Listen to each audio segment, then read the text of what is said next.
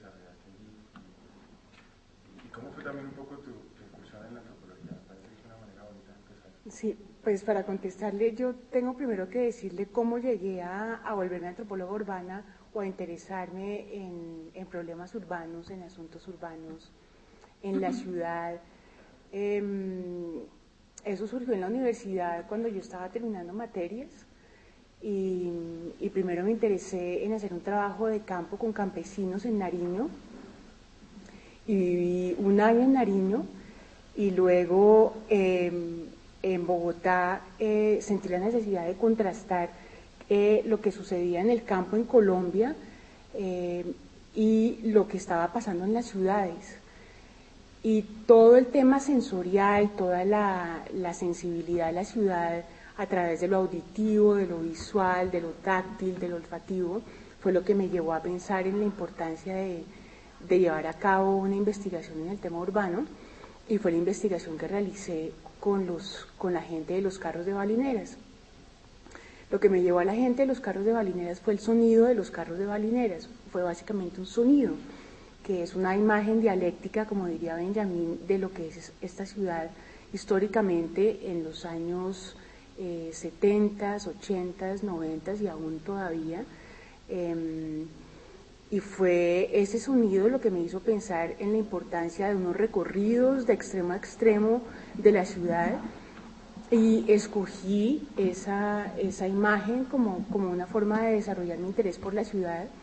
Hice un trabajo de campo largo cuando era importante hacer trabajo de campo urbano, no solamente entre antropólogos urbanos, sino entre antropólogos sociales. Ahorita usted puede hacer una tesis muy distinta para graduarse del Departamento de Antropología de los Andes. Eso fue lo primero que me llevó, todo el interés sensorial, y también la tesis surgió como una reacción a un departamento de antropología en donde el foco de atención estaba puesto completamente en la arqueología y en la arqueología de la Sierra Nevada de Santa Marta. Era un departamento en donde no era importante nada más. Y quienes estudiábamos o estábamos interesados en otra cosa, pues básicamente no existíamos. Y cuando yo pasé mi proyecto a los Andes, no importó, era como si uno no existiera, como si uno no tuviera ningún derecho de expresar su punto de vista como antropólogo. Y te cuento esto para que veas las dificultades que tuvimos los antropólogos urbanos en los 80 ya, ¿no? Y en este momento ya esas dificultades están casi que superadas, y en el Departamento de Antropología de los Andes dicen que lo que hay que hacer ahorita es investigación urbana, precisamente. Pero en ese momento una propuesta de tesis como la que uno presentaba era vista como: eso no es antropología, eso no es importante, y una antropóloga que le interesa el proletariado y la gente que vive de la basura, pues eso no importa. Pero ecológicamente en ese momento el carro de balinera surgía como una imagen importante para pensar la ciudad, desde todos los puntos de vista que tú quieras pensarlo, desde los recorridos urbanos, desde la vivencia de las calles y desde el medio ambiente urbano y todo el tema del reciclaje. Entonces digamos que fue ese conjunto de cosas, lo sensorial y también la reacción de una estudiante que quería pensar otras cosas distintas a la arqueología y a la Sierra Nevada de Santa Marta, y pensar en la ciudad y pensar en desarrollar una investigación, un interés investigativo y metodológico y conceptual desde la ciudad, que es lo más cercano, como yo lo creo, al ser humano. Al ser humano que busca cambiar y que busca pensar el desarrollo y cualquier cosa que tú creas que es la modernidad. Decías un poco lo difícil que fue en ese momento, en los años 80, proponer un tema como ese.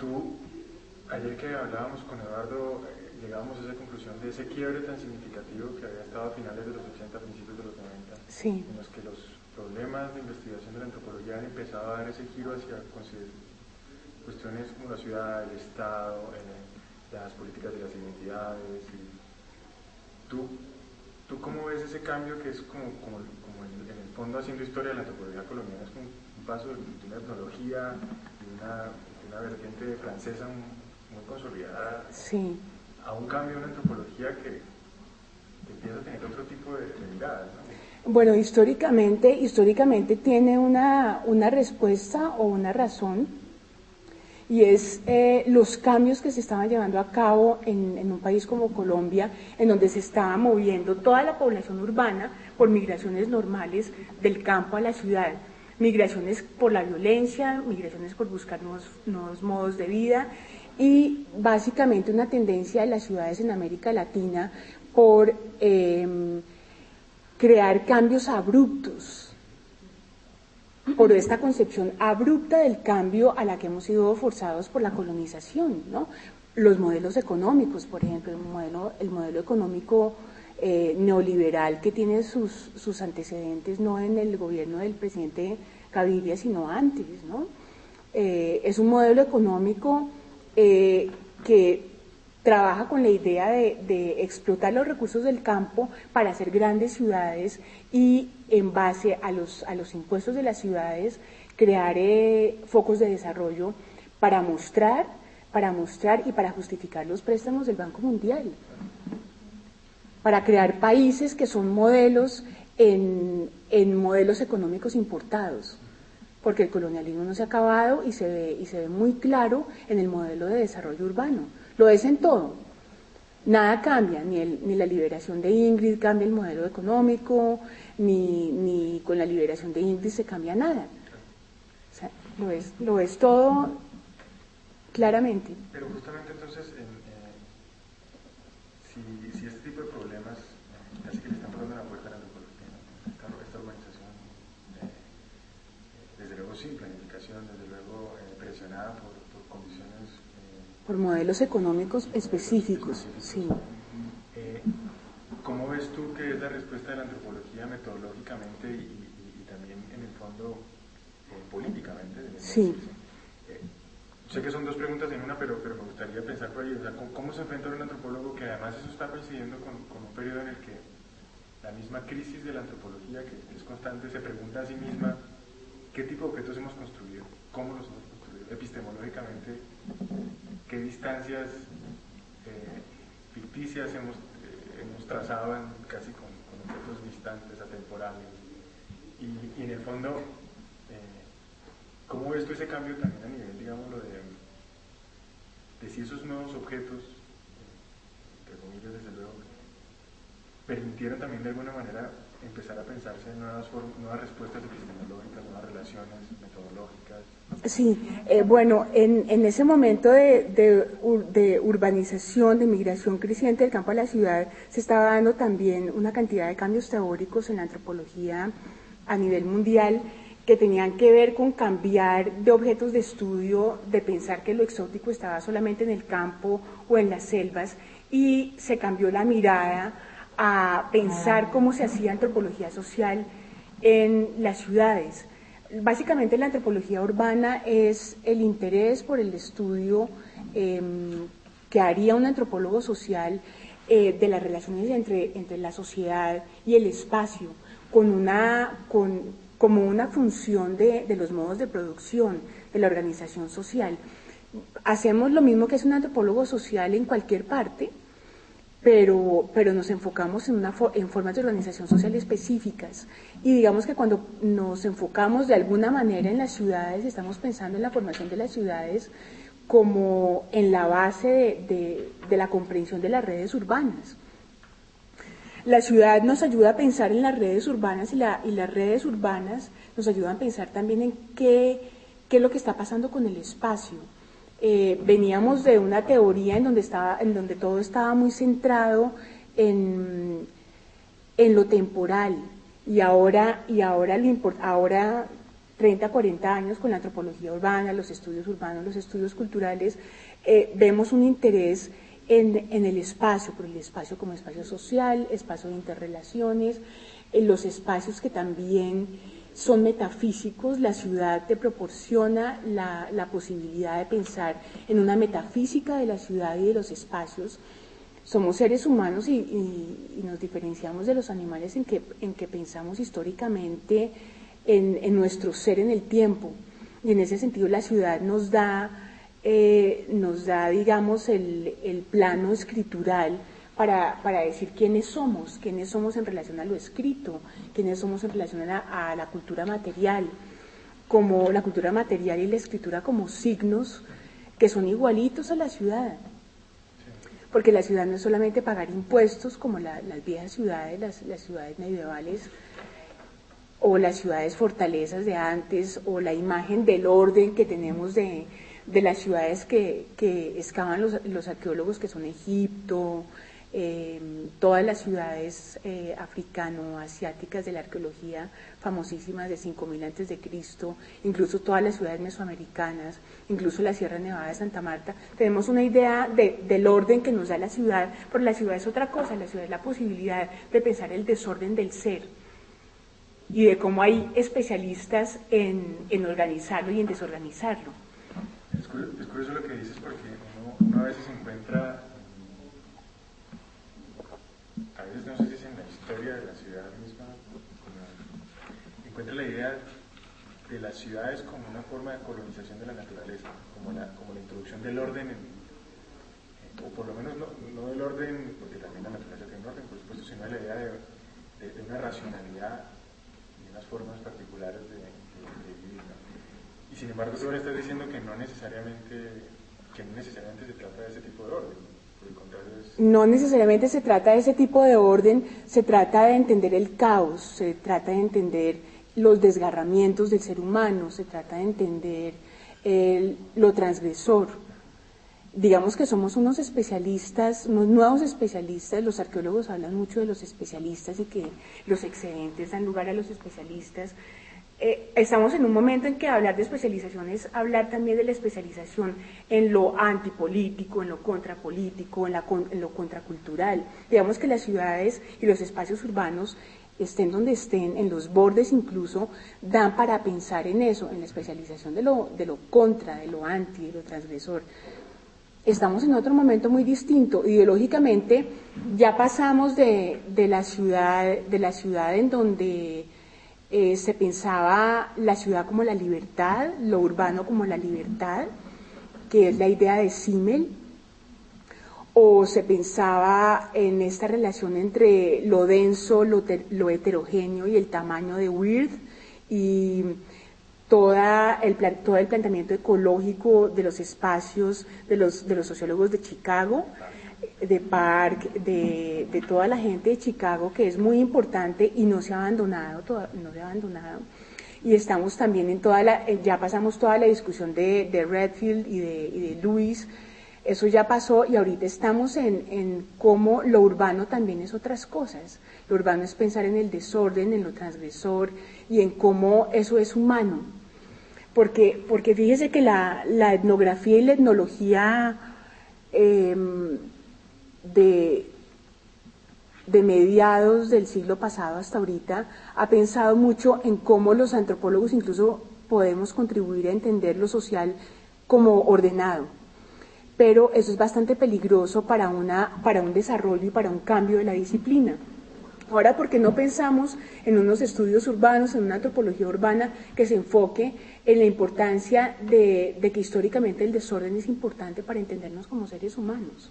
Y la ciudad proporciona esa base espacial y temporal para pensar el desorden como lo que es.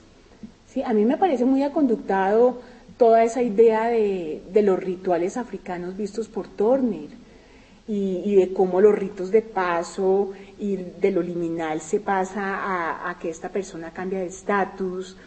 Eso es muy ordenadito, muy funcional, muy estructural. La modernidad y los estudios culturales y los estudios urbanos y la antropología urbana y el desarrollo mismo de la disciplina nos da para pensar otras cosas, que qué tal que no fuera lo de Turner, sino que fuera otra cosa, que no fuera conductado, sino que lo que nosotros somos es una gente desbordada completamente, que necesitamos una cantidad de normas para ser pautados y que los espacios y las ciudades lo que hacen a través de sus agentes del orden y con el Estado es regularnos y pensarnos culturalmente como regulados. Pero es interesante, entonces una pregunta ya que tocaste eso. ¿Cómo sería la relación al fin y al cabo la antropología, lo hablábamos ayer, se puede entender como una tecnología de poder? Sí. Y claramente cada vez más con estas experticias que nos achacan y que hay que responderlas. Sí. Parece como si en el fondo también tuviéramos la responsabilidad de saber muy bien cómo es que es utilizado ese conocimiento que produce la antropología sobre la ciudad, ¿no?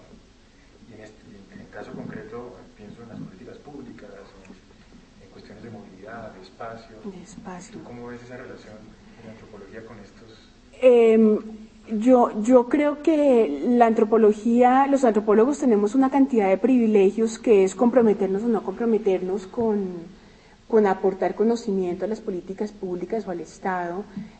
Yo trabajo en una institución pública, pero mis obligaciones no necesariamente implican que yo tengo que contribuir a que la antropología dé luces acerca de lo que hay que hacer, pero sin embargo, casualmente, por alguna casualidad, lo que yo hago le sirve a la disciplina y al Estado para pensarse distinto. Si uno piensa, por ejemplo, en el tema de los jóvenes en la ciudad, ¿sí?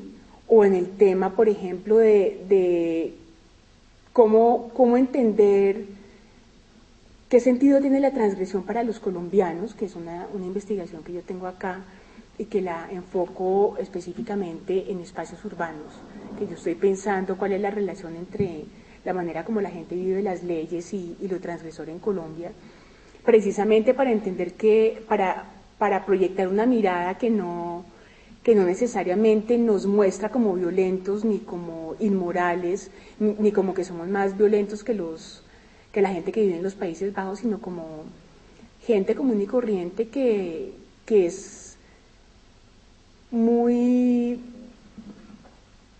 susceptible de transgredir las normas por distintas razones, no solamente por razones económicas o políticas, sino por otras razones, porque nos gustan los atajos, porque nos gustan las distintas maneras de comunicarnos con el espacio y con los otros, y porque nos gusta representar distinto, representamos distinto.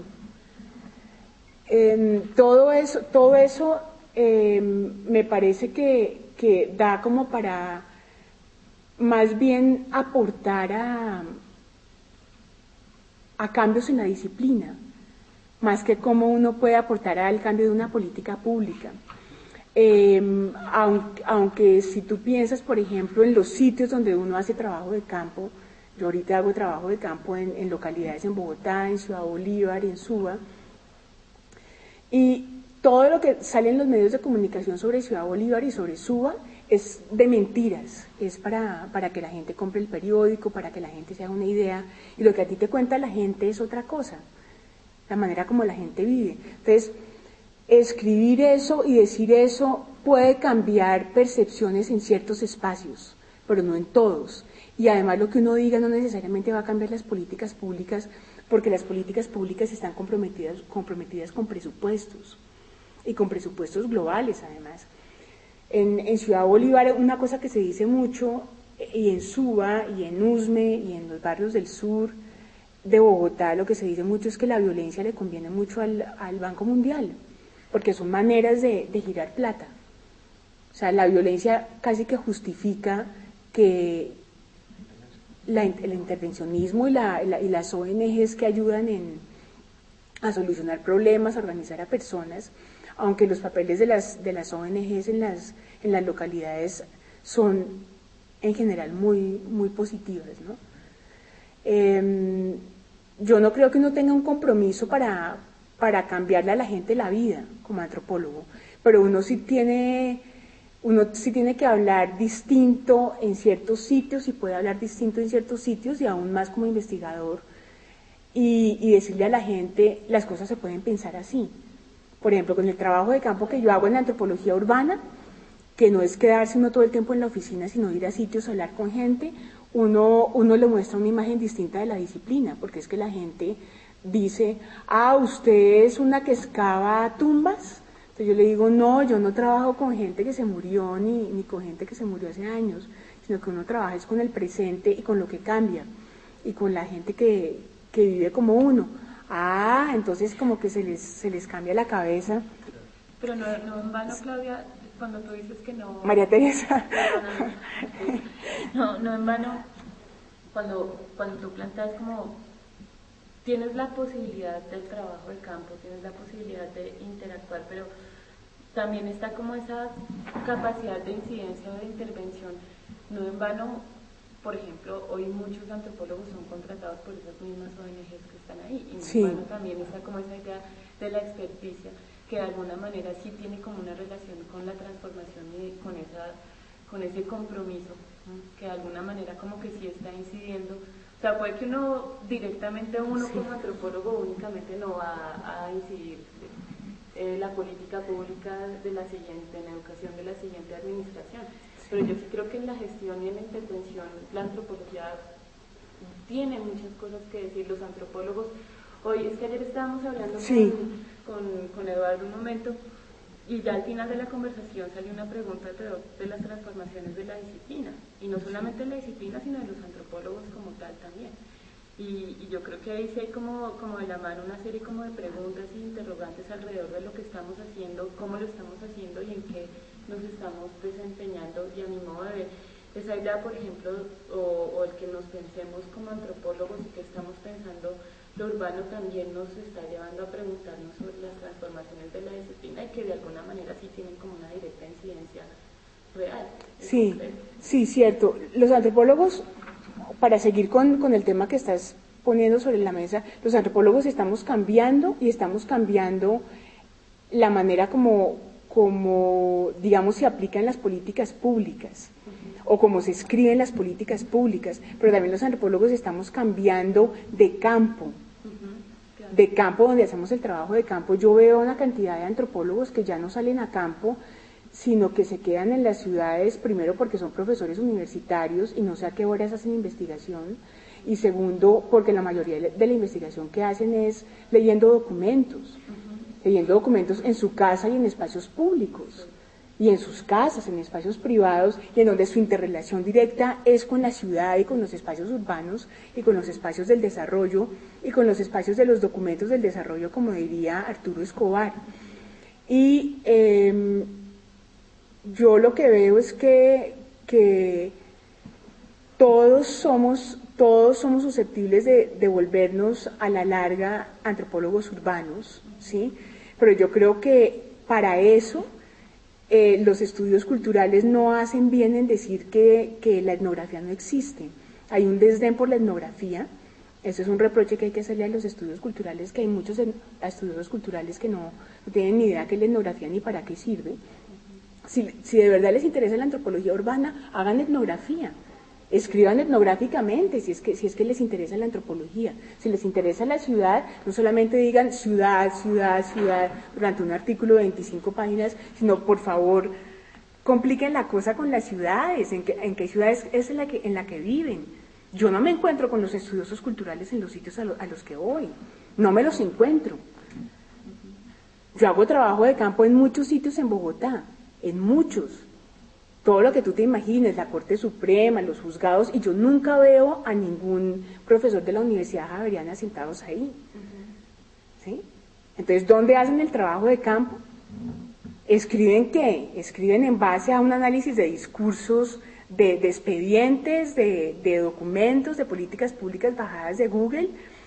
No, hay que meterle ciudad. Si son antropólogos urbanos, si son antropólogos de la ciudad, pues trabajen en las ciudades, trabajen en los espacios urbanos donde escriben, pero me parece que hay un desdén por la etnografía, y no hay etnografía en los textos que escriben. No conocen la etnografía e ignoran completamente el papel de Boas en la etnografía. A mí me parece claro lo que estás tocando, María Teresa, porque a mí no se me olvida ese texto del artículo que se había publicado sobre la investigación con los sitios de Barineras, Sí. que tú en el primer párrafo dices que la etnografía es una práctica corporal. Es una práctica corporal en la que el investigador mismo es un dato más etnográfico, ¿no? ¿Tú cómo ves esa cuestión metodológica corporal en las ciudades, ¿no? Porque efectivamente uno tiene todo ese bagaje de Malinowski y secuaces de esa etnografía, de estar en los pies del nativo. ¿Es en la ciudad lo mismo y más o menos, o cómo lo ves? No, a mí me parece, sí. Es que quería como complementar la pregunta, Enrique.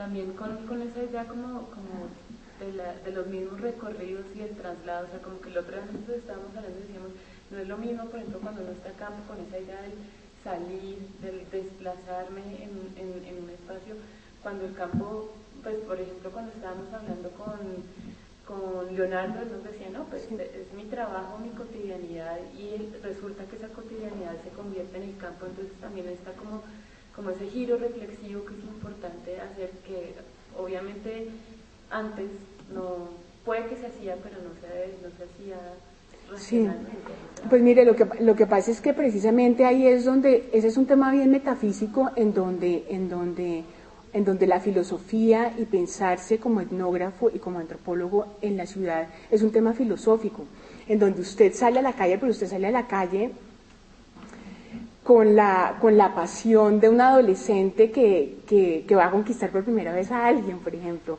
Usted tiene que salir a la calle y hacer trabajo de campo con una cantidad de deseo. Y me parece que los antropólogos le quitaron el deseo hace tiempo a la antropología y solamente les inspiraba deseo subirse en una canoa o guardarse en una carpa y decir estuve con tales indígenas y hice parte de tal festividad. Yo lo que creo es que uno puede hacer viajes a la esquina larguísimos, que eso fue lo que yo hice durante años, que fue hacer viajes a la esquina muy largos y viajes en carritos de balineras, y aún voy a la Corte Suprema como si quedara lejísimos. Y aún voy a los juzgados como si quedara lejísimos. O sea que a mí me parece que son muy aburridos todos esos estudiosos culturales que dicen que eso es muy cursi, subirse en Transmilenio, y que eso es muy cursi, subirse en taxi, y que eso es muy cursi, parquear en un parqueadero, y que todo es cursi, ¿sí? Entonces ellos no, ahí se les nota que nunca han hecho campo, porque el campo existe y existe todavía, y muchos antropólogos hacemos campo. Y pensar en la dualidad entre la ciudad de cemento, la ciudad de signos duros, la ciudad de hambre, la ciudad nocturna, la ciudad de la prostitución, la ciudad completamente del bajo mundo, pensar en ese cambio de base hacia lo cómodo es lo que nos permite decir, bueno, este es el nuevo campo de la antropología urbana, este es el nuevo campo de los estudios urbanos, y vamos hacia una disciplina que es cambiante, en donde también todos los antropólogos que estuvieron en la selva y que les da miedo ir a la Sierra Nevada por la guerrilla y por Jorge 40 y por las Águilas Negras, pues entonces que se queden en Bogotá, pero que de verdad vayan a los centros comerciales con libreta, ¿sí? Entonces, me parece que es un cambio también de la personalidad, de la psicología, de la cultura psicológica del propio etnógrafo. Aprovechando que tocas eso, ¿cómo enfrenta ese nuevo etnógrafo ahora unos sujetos de investigación que de una u otra manera hacen también parte de él, ¿no? Antes era mucho más fácil, uno creería que es mucho más fácil desprenderse de ese otro, efectivamente, como un otro que no tenía nada que ver conmigo. Pero ¿qué pasa cuando este otro es un ciudadano, miembro y parte, quizás no igual que, desde luego no igual a veces, de esa sociedad, ¿no? O sea, sí. ¿Cómo enfrenta eso? Me parece que todo esto es también muy filosófico, y el trabajo de un filósofo que se llama Emmanuel Levinas sirve mucho para entender que la persona que usted tiene al frente es un planeta completo que usted tiene que abrazar simbólicamente, que tiene que abrazar lingüísticamente, que tiene que abrazar emocionalmente, como si usted fuera a hacer un viaje larguísimo, y no solamente porque esa otra persona tenga el derecho de hacerlo, sino porque ese otro objeto de estudio es una persona que está al otro lado para ser descubierta, ¿sí? Es un otro sobre el que usted tiene que escribir, y es un compromiso con esa otra persona, pero también con la nueva forma de hacer investigación. Entonces me parece que ya no más hay que pensar en el exotismo como un traslado, sino como, digamos, un cambio de mirada y un cambio sensorial hacia algo que tú tienes enfrente y que tiene derecho de ser tenido en cuenta.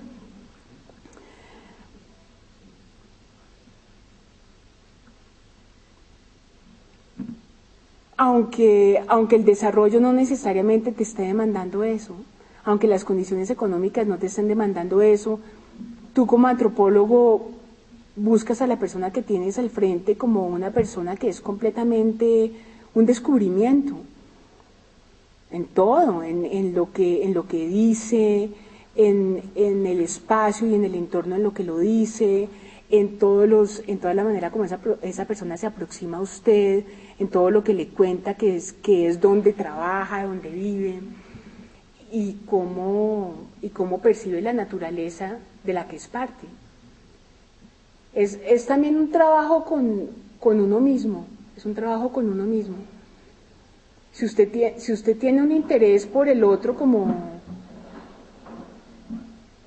una persona que es capaz de cambiarlo a usted también, como investigador, como intelectual, a usted le va a interesar muchísimo pensar en el otro como un otro que hay que descubrir y sobre el cual puede escribir y quien le puede decir a usted cómo funciona algo, cómo funciona una institución. Otra persona le puede decir a usted cómo funciona una institución, el sitio donde trabaja esa persona.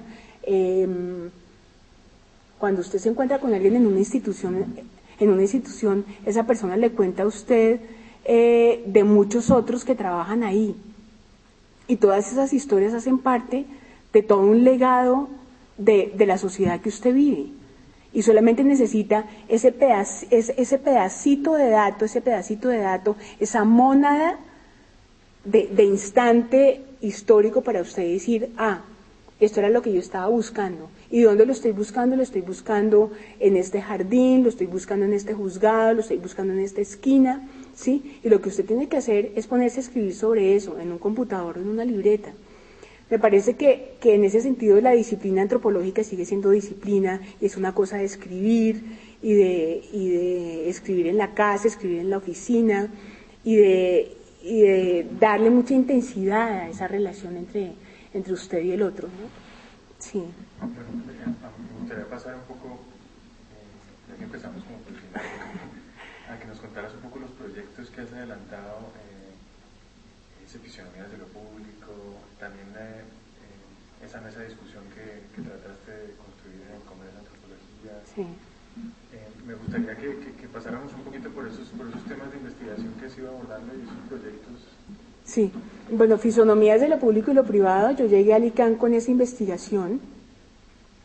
Fisonomías tiene que ver con las apariencias, que es lo que pasa con la relación entre la manera como la gente representa su relación sensorial con la ciudad y con los espacios urbanos, y la manera como los vive, o sea, la vivencia y la representación, la percepción sensorial y la representación.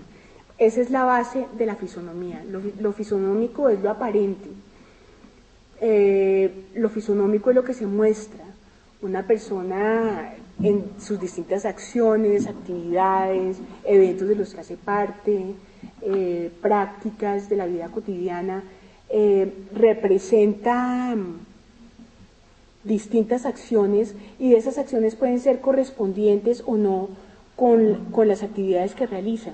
Pero lo importante es cómo hay una sensibilidad ahí entre la práctica y la percepción que otros tengan y que esa persona tiene.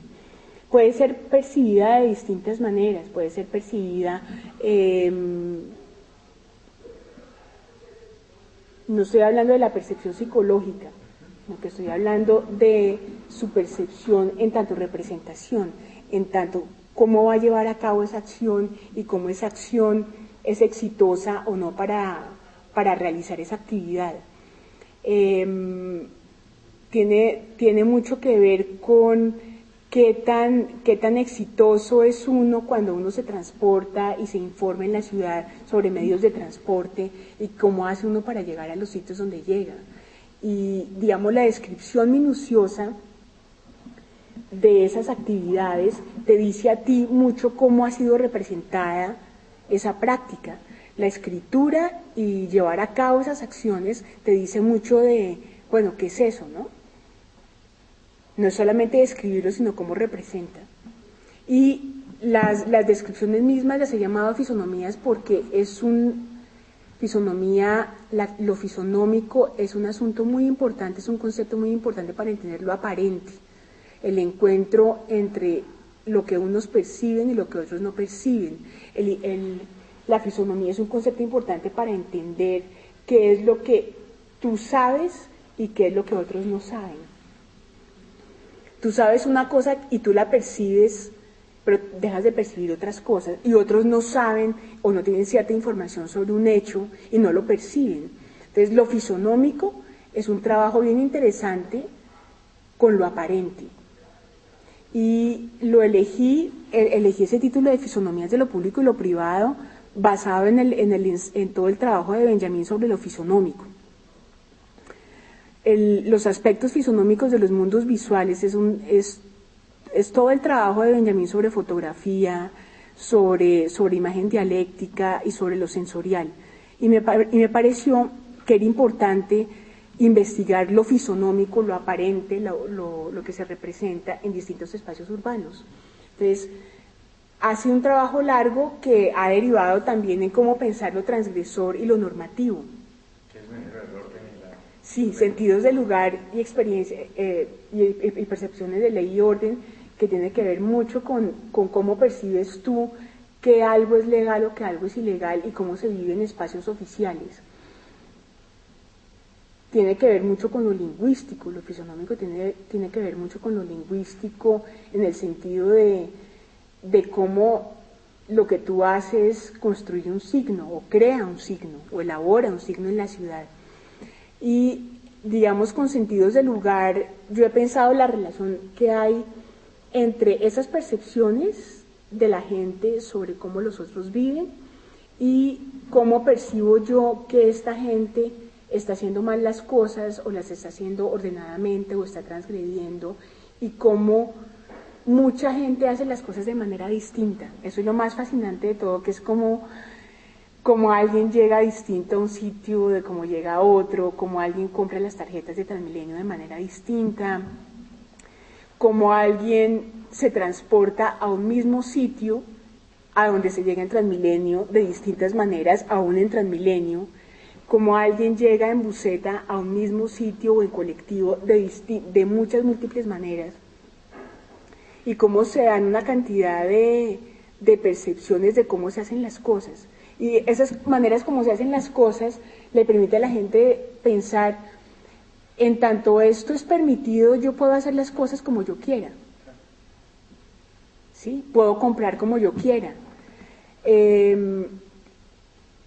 Para entender prácticas de consumo es interesantísimo porque hay gente que compra un producto muy distinto a como otros compran productos. Hay gente que compra productos contándole a otros cómo son esos productos por celular. Entonces tú ves en las tiendas y en los supermercados a gente leyendo instrucciones de un artículo para la mamá o para el marido o para el novio, te llevo eso, te llevo lo otro, para el niñito. Y a mí la descripción de todo eso me parece interesantísimo porque crea una textualidad muy interesante para la antropología en términos de, primero, seguir una tradición que es la tradición etnográfica, la tradición de Boas, y segundo, porque tú solamente puedes entender cómo viven los demás si tú describes cómo viven. Y si tú a eso le agregas que hay que describir la manera como los otros viven sensorialmente el espacio, pues mucho más. Sí, de ahí de sentidos de lugar, yo me he movido, sentidos de lugar y percepciones de ley y orden, en donde yo trabajo el espacio y el espacio social, y trabajando mucho lo del hábitus en Bourdieu, pues yo me he movido también a pensar problemas de la relación con lo castrense y con la fuerza pública entre gente joven, y en eso estoy ahorita. Y sentidos del lugar tiene mucho que ver con cómo percibe la gente la naturaleza. Entonces yo tengo unas flores que están relacionadas con cada actividad que realiza la gente, porque las flores me las encuentro en esos sitios, porque son flores favoritas de la gente y que las relaciona con sus actividades, y porque la flor aparece como un elemento mágico, metafísico, transgresor, y la florescencia aparece como una manera de hacer algo.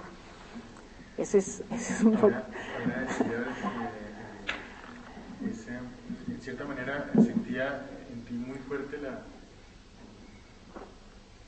antropología en su sentido más fuerte, ¿no? La idea de la antropología como esa forma de mostrar la diferencia, la diversidad en las cosas que al fin y al cabo parece que todos somos lo mismo, pero lo hacemos de formas tan distintas y lo vivimos de formas tan distintas. ¿Tú creerías que allí sigue estando digamos, la piedra angular de la antropología, en esa pregunta por la diferencia, por la diversidad? Sí, en esa pregunta por la diferencia, por la diversidad, pero como también en las múltiples copias de una actividad, las múltiples imitaciones de una actividad, la imitación sensorial y la imitación representativa, que son dos cosas muy distintas, dan lugar a pensar de muchas formas la diferencia, ¿sí? La gente entra aparentemente igual a un supermercado, la gente entra aparentemente igual a cine y hace cola igualito, aparentemente. Entonces tú lo que tienes que mirar como un antropólogo artista, porque ahí está el arte de la antropología, es mirar las diferencias en las acciones. Los antropólogos siempre hemos sido buenísimos para eso, para mirar los detalles, ¿sí? No solamente la ropa, sino las formas de caminar. Por eso los viejos antropólogos son buenos. Marcel Mauss y toda la gente de la escuela francesa son buenos porque describían las cosas como los entomólogos describen insectos y como los botánicos describen flores.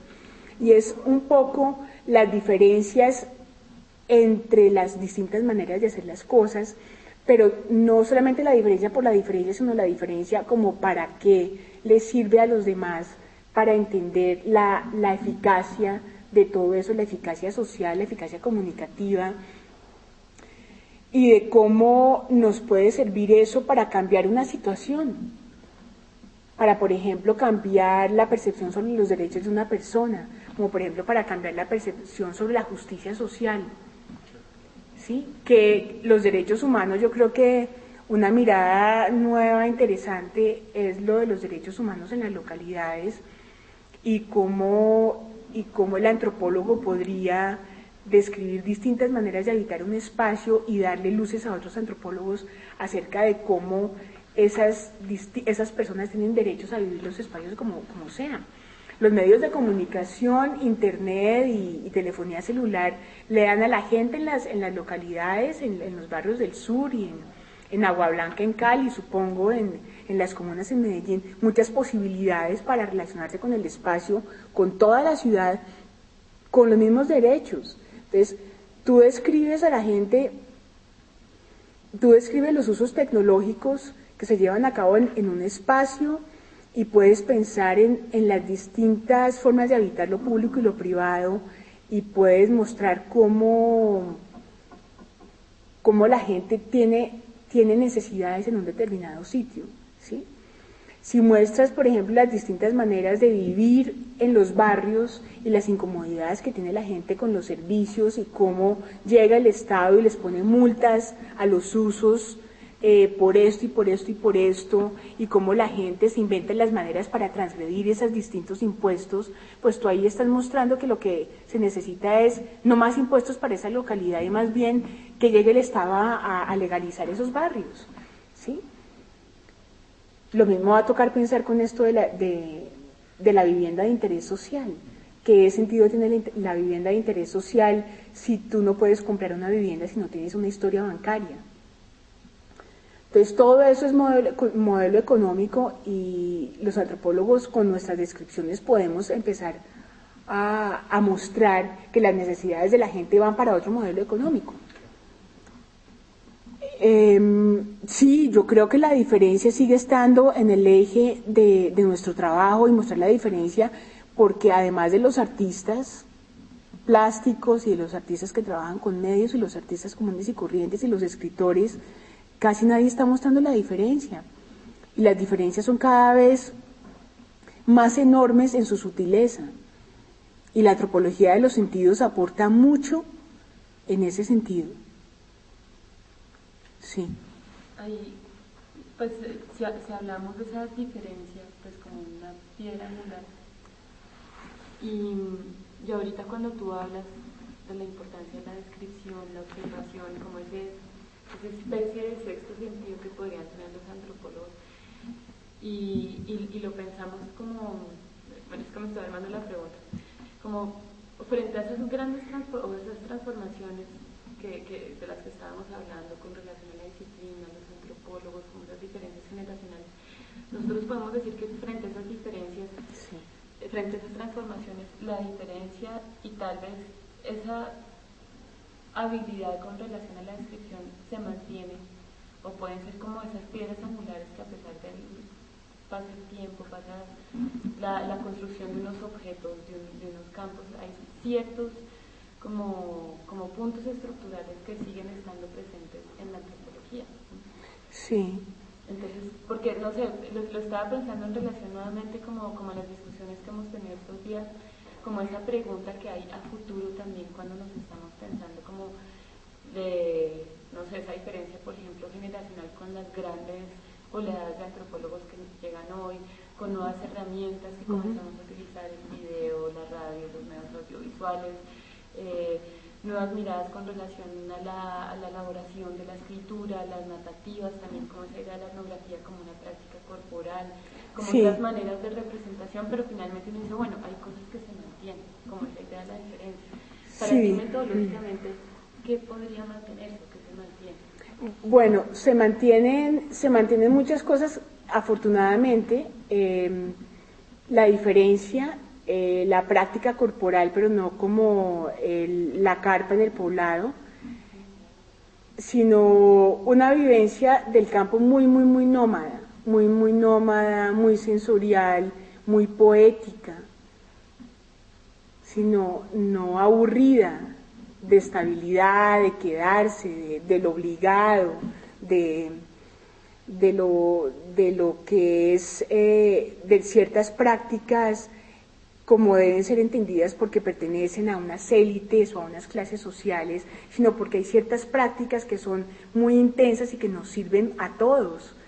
Se mantiene, y esto es una cosa muy importante, en donde yo veo una falla en la antropología de los estudios culturales, en la relación entre antropología y estudios culturales, y es que hay que relacionar lo que tú investigas con los conceptos. Y esa es una falla enorme y uno lo ve en los textos que uno lee, en las revistas que salen de Afán. En las revistas que salen de Afán tú ves una cantidad, un chorrero de datos, una cantidad de informes preliminares, y tú no ves la relación entre los datos etnográficos o las vivencias y los conceptos. Y eso es gravísimo porque eso se mantiene.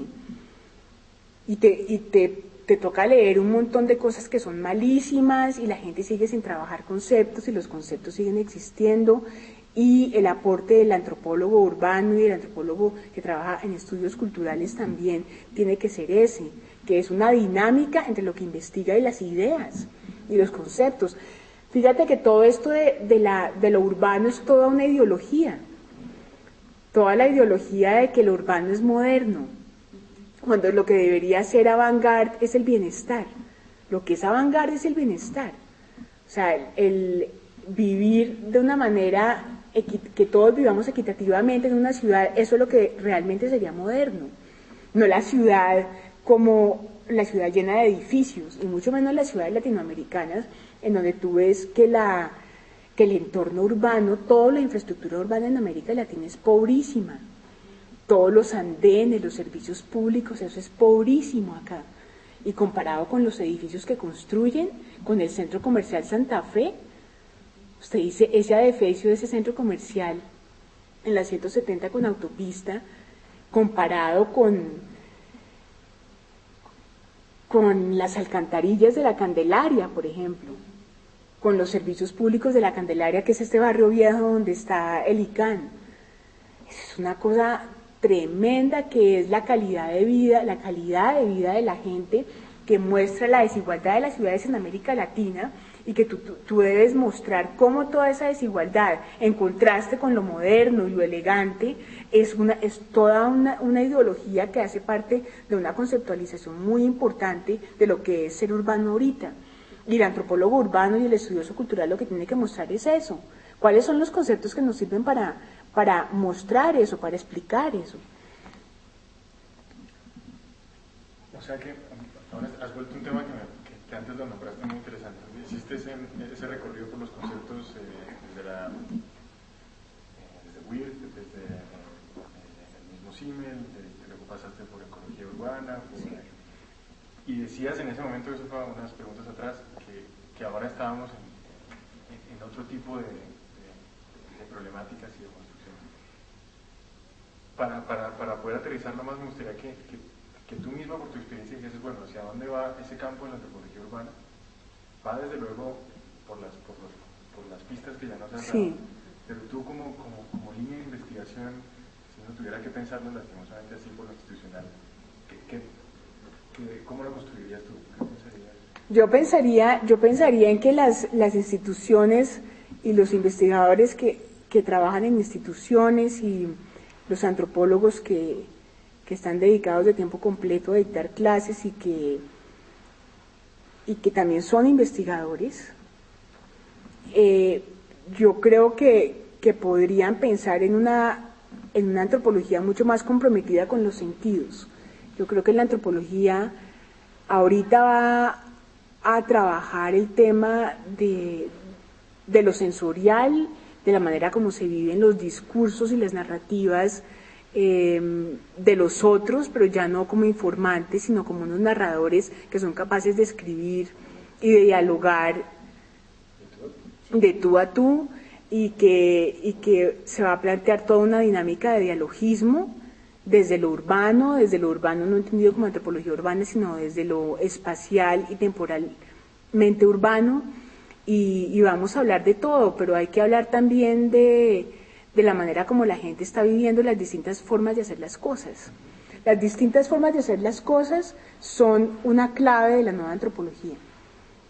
Y las distintas maneras de hacer las cosas en América Latina, y las distintas maneras de percibir los fenómenos naturales y sobrenaturales y lo religioso, explicado también desde lo sensorial, ¿sí?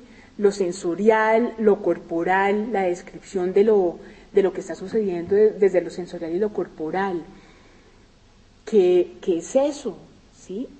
¿Cómo vamos a describir y cómo vamos a explicar, y qué nuevos conceptos y dialogismos vamos a crear a partir de eso? ¿Sí? Desde la vivencia en las ciudades, en los espacios, desde cómo un grupo de personas piensa de un día para otro que los volardos no sirven. Obviamente los volardos han sido impuestos en toda la ciudad, pues en un barrio los quitan, ya. ¿Sí? ¿Y qué? ¿Y cómo vamos a explicar eso? ¿Sí?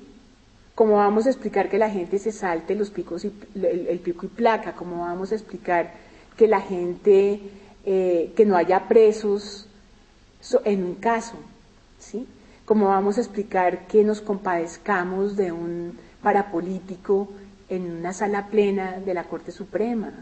¿Cómo vamos a explicar que nos compadecemos de un guerrillero en un juzgado? ¿Cómo es eso del robo de los cables de los teléfonos? ¿Sí? No como dato judicial, sino como dato sensorial. ¿Por qué no le cambiamos los contextos a los datos? Hay que cambiarle los contextos a los datos, poner los datos en otros contextos completamente diferentes. A mí me interesa eso, que es cómo vamos a experimentar los antropólogos con eso. Claro. Y en esos ejercicios que supongo que ya te han ido arrojando resultados, ¿qué empieza a pasar cuando se cambia el contexto? ¿Qué empieza a pasar cuando el robo de cables en una práctica?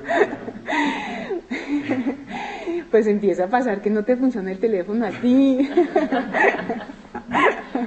no te funciona el teléfono, o te timbre el teléfono cada rato. En serio, en serio. O sea, hay un momento en el que la antropología deja de ser aburrida cuando tú te metes demasiado con ella. O sea, si usted se mete demasiado con la antropología, cuídese, porque la antropología se mete con usted y ya le pasan a usted cosas que son muy mágicas. A mí me interesa esa antropología en donde el trabajo de campo te cambia poéticamente. Me interesa esa antropología y no me interesa que a nadie le interese. No me interesa que a nadie le interese si a uno no lo cambian los datos. A mí que me cambien los datos, que me cambien, ¿sí? Que me pongan a sudar, y que me pongan a correr y que me pongan a sufrir. Y para mí ese es el lugar para donde va, ¿sí? Que uno se encuentre con un preso en la calle, que uno se enamore en una cárcel, que uno... Por favor, es una antropología mucho más juvenil, mucho más de una juventud para siempre de esta disciplina que es hermosa. Decías al principio, lo primero que dijiste, creo, yo hice un trabajo de campo que ya no se hace, o a mí me gusta hacer trabajo de campo como que no se hace.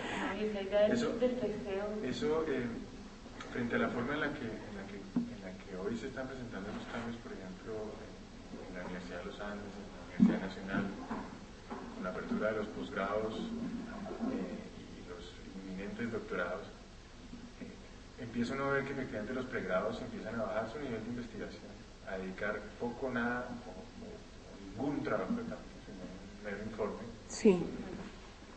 Por lo que estás diciendo ahora, es claro que el campo tiene una función más allá todo. Si van a poner a abrir doctorados y maestrías en cosas súper sofisticadas y le van a quitar a la gente el campo, cierren esas carreras, ciérrenlas. Porque el trabajo de campo y el diario de campo y escribir en los buses es lo más maravilloso del mundo, y ese es el legado de la antropología, y es un legado poético, no es un legado anticuado. ¿Sí? Entonces hay que enseñarle a la gente, al médico que va a hacer la maestría en no sé qué, ¿sí? Que le enseñen a escribir en un diario, que le enseñen a escribir como una manera de hacer algo en un espacio, en una comunidad, en un sitio, en un colectivo, en una localidad, puede llevar a un concepto. Y cómo lo que tiene que hacer ese médico es cambiar esas suturas que hacía antes por estas nuevas suturas que son las suturas de la escritura. Pegar, como lo que hace alguien en una consola de grabación, que es pegar y pegar y pegar y pegar, ¿sí?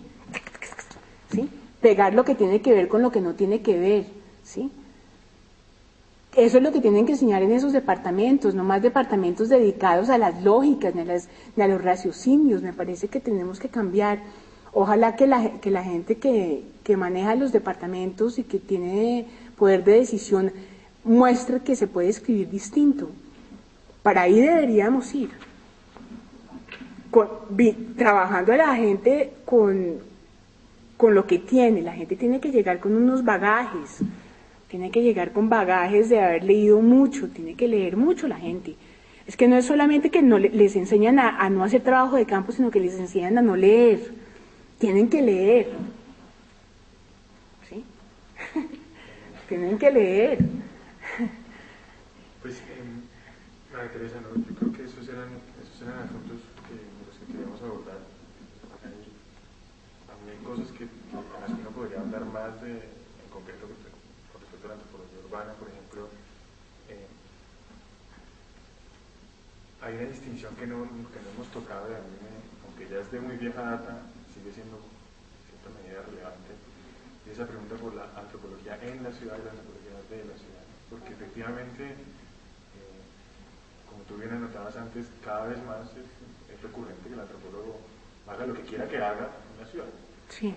Pero, ¿cómo ves tú ahora la pregunta, de nuevo ya como para cerrar, la pregunta por la ciudad? O sea, ¿sigue teniendo sentido una antropología urbana como una pregunta por la ciudad en sus configuraciones sociales, en sus organizaciones sociales, en su mismo desarrollo? ¿O más bien hay que dejar de pensar en esa abstracción de la ciudad como una cosa y más bien pensar en espacios concretos ciudades con nombres, procesos particulares. Sí, la ciudad es una manera de pensar, la ciudad es una manera de pensar, es una psicología, es un estado de ánimo, y la ciudad como tal, como cultura urbana, como modo de producción, la ciudad está en la base de cualquier cosa que tú quieras entender sobre redes sociales, cualquier cosa que tú quieras entender sobre interacción social, está en la base porque las ciudades se construyen también en los bordes entre la ciudad y el urbano y en los bordes de las relaciones entre personas que vienen del campo y que viven en la ciudad. Digamos que la ciudad es una manera de entender cómo se llevan a cabo las relaciones y cómo se entiende lo espacial en este momento.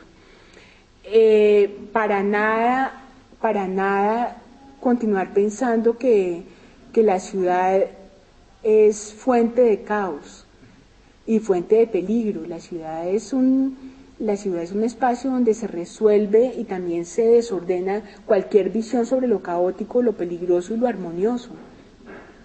De tal manera que es un estado del ser, no solamente una manera de pagar impuestos, es una manera de ser y de vivir. ¿Cómo es que usted se mete con nosotros? Toda la relación entre la antropología de la ciudad y la antropología en la ciudad. Tú puedes hacer antropología de la ciudad si tú haces trabajos de campo e interpretaciones de lo que sucede en las ciudades, en ciudades específicas. Hay antropologías de la ciudad, como por ejemplo todos los estudios que se han escrito sobre Los Ángeles y que han escrito los angelinos sobre los automóviles y la manera como las ciudades norteamericanas se llenaron de suburbios para justificar el uso del carro y viceversa. ¿Sí? Esa es una antropología y un urbanismo ampliamente comprometido con la antropología de la ciudad, ¿sí? Con formas de interpretación de la ciudad. Y en la ciudad es la antropología o la forma de interpretar lo que sucede en ese plano espacial y temporal que es la ciudad y las relaciones urbanas, cualquiera que sea la complejidad y la heterogeneidad de esas relaciones. En la ciudad, sí, allí a la salida de Bogotá o en La Calera. Entonces, tú los fines de semana de pronto te sientas, vas a visitar a alguien y te dicen, y yo me encontré con tal persona en La Calera y tal persona dijo en La Calera esto, y tú conoces a fulanito en La Calera y todo es como La Calera y Chía. Entonces, lo que hace un antropólogo ahí es decir, yo voy a hacer antropología en la ciudad, en todos estos sitios donde la gente habla de los suburbios, La Calera, ¿sí? Chía, Soacha, sitios donde sucede todo, sucede la ciudad misma, sucede Bogotá misma, pero sucede en unos límites. Ahí se hablaría de una antropología en la ciudad, en donde la gente quiere explicarse desde el punto de vista de una clase social, de la clase social a la que pertenece, por el tipo de suburbio que habita los fines de semana. Bueno, pues yo por mi parte no tengo más preguntas. Tengo algunas, pero son ya como inquietudes más. Tendríamos que echarlo un poco para atrás, pero pues ya cerrando con este tema, sí quisiera volver, pues ya como te decía, son inquietudes más como del trabajo del campo y sí quisiera como aprovechar a que nos contaras un poco como toda la experiencia de trabajo en el cartucho, pues precisamente cuando estamos hablando como de lo que significa pensarse la etnografía en esos términos, en esas palabras como tan bonitas que tú vienes de decir, como del deseo y también como de la pasión del ejercicio antropológico, sí. Y yo creo que pues es más como una inquietud personal. Me gustaría que contaras cómo fue también cuando hablabas de las relaciones, no sé, esas relaciones que de pronto uno mantiene, uno deja, sí. Pues porque finalmente uno también termina comprometiéndose con los demás, sí, con sí. Los demás. Mire, el cartucho es solamente un sitio a donde llegábamos con los recolectores de cartón y de papel llegábamos a vender el cartón y el papel, pero el cartucho era y cuando digo estoy hablando de lo simbólico que es el cartucho todavía. Es un sitio donde la gente vendía y compraba droga, pero también había cartonerías, entonces nosotros llegábamos con los carros de balineras a vender y la gente necesariamente se iba a algún sitio a comprar alguna bicha de marihuana. Pero el cartucho llegó a reciclar, el cartucho viejo, sí, donde está hoy en día el Tercer Milenio, llegó a reciclar el 60% de la basura de Bogotá, de la basura reciclable. Y a mucha gente la mataron en ese sitio porque era dueño de cartonerías que monopolizaban la mayor compraventa de papel y cartón de la ciudad. Yo los conocí. En todo caso, todo el proceso de renovación del cartucho es parte de un proceso que hoy es muy conocido en toda Europa y Estados Unidos y América Latina, que es el proceso de gentrificación de las ciudades, que es renovar los espacios urbanos y valorizando la finca raíz para vendérsela a gente que tiene los medios para comprarla y para subirle de precio a la tierra. Un poco ese es el fenómeno del Parque Tercer Milenio, pero es el fenómeno de la Macarena, la zona de las Torres del Parque, es el fenómeno de la Candelaria. En Cali debe estar pasando también, en Medellín también debe pasar, en Barranquilla, en muchos sitios, que es darle otro estatus social a los espacios urbanos, a los lugares, a través de la oferta y de la cotización de la finca raíz. Eso es lo que sucedió en el Cartucho, y además era una zona completamente ilegal. Mucha gente se puso muy contenta por lo que pasó en el Cartucho, muchos nos pusimos tristes y muchos nos parece, los que no nos identificamos no porque nos guste las zonas llenas de drogas, ni porque nos identifiquemos con los carteles de las drogas, sino porque por la cantidad de interpretaciones a las que da lugar un sitio como ese, en términos sociales y culturales, por todo el desorden que tenía lugar ahí, y también porque se reciclaba mucho. ¿Qué pasaba en ese sitio? En ese sitio yo hice muchos amigos entre los cartoneros, y fueron amigos muy poéticos porque con ellos recorrimos la ciudad como una forma de ser. Y cuando usted recorre la ciudad así, usted encuentra que usted vive como en un sueño. La ciudad es un sueño, y la ciudad, en cada esquina, usted se despierta a un momento histórico específico. Eso es lo que usted aprende con Benjamín, lo que usted aprende recorriendo las calles, que es que usted, cuando camina largo y recorre largo, usted se despierta en unos sueños, ¿sí? Y eso es lo más maravilloso también de poder seguir haciendo trabajo de campo en las calles y en espacios urbanos, que es de pronto despertarse en sitios, aún con los ojos abiertos, despertarse en sitios como si usted estuviera viviendo un sueño, ¿sí? Que todo lo onírico es algo que hay que incorporar a la antropología, desde el cine o desde la radio, desde la tecnología, pero también desde la descripción sensorial de lo que pasa. Todo lo del Cartucho fue parte de un trabajo de campo. El Cartucho era solamente un espacio, como muchos espacios, en donde recogíamos cartón con gente de la calle y en donde se vendía, porque se vende mucho cartón en otros sitios, aquí en Bogotá, en el 7 de agosto, en Suba, todas las localidades tienen sus centros de acopio de compraventa de reciclaje, pero el Cartucho casualmente tenía una concentración enorme de compraventas de cartón y de papel, que ahora con el Parque Tercer Milenio se desplazó completamente alrededor. Lo que hizo el Parque Tercer Milenio fue desplazar todas las ollas y desplazar, por lo tanto, a otros sitios las compraventas de papel y cartón. Eso fue lo que pasó. Y y sigue siendo simbólico el cartucho por el maltrato de que fueron objeto los habitantes del cartucho por parte de la gente que llevó a cabo ese proyecto, el encerrarlos en el matadero, el mostrar que eran desechables, el jugar con el simbolismo de la vida humana del bajo mundo, por ejemplo. Entonces ahí tenemos un ejemplo de, digamos, de lo que podría ser, consultar a las artes y consultar a la antropología para cambiar el sentido de lo que son los otros. En la época de la construcción del Parque Tercer Milenio, contrataron a unos artistas que son los de Mapa Teatro, y por fortuna ellos hicieron una cosa muy buena para darle cierre a lo del Parque Tercer Milenio.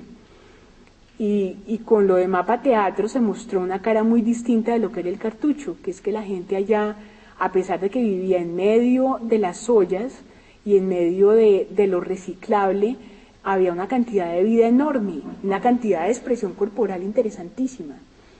Lo más interesante del mundo de las calles es el mundo de la expresión corporal.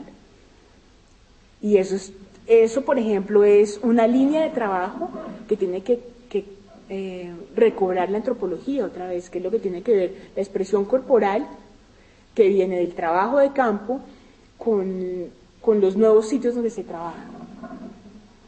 Las oficinas, todo eso de quedarse todo el día sentado en una oficina trabajando y frente al computador, esas cosas, por ejemplo,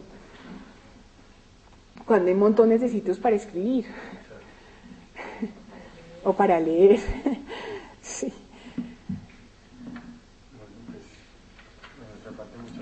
De nada. Te reitero yo por parte de la invitación que seguramente te llegará en octubre. Bueno. Vamos a hacerlo en octubre, el evento, el encuentro. Y nada, pues eso sí, la intención nuestra es que sea participativo las mesas, ¿no? que los asuntos a discutir en esas mesas puedan ser propuestos por las personas invitadas, no más bien por entonces ahí sí, a través de correo yo creo que podremos empezar a ir definiendo, incluso que tú puedas sugerir a quienes podríamos también invitar. Claro, con mucho gusto, claro. Muchas gracias. Gracias. Nada.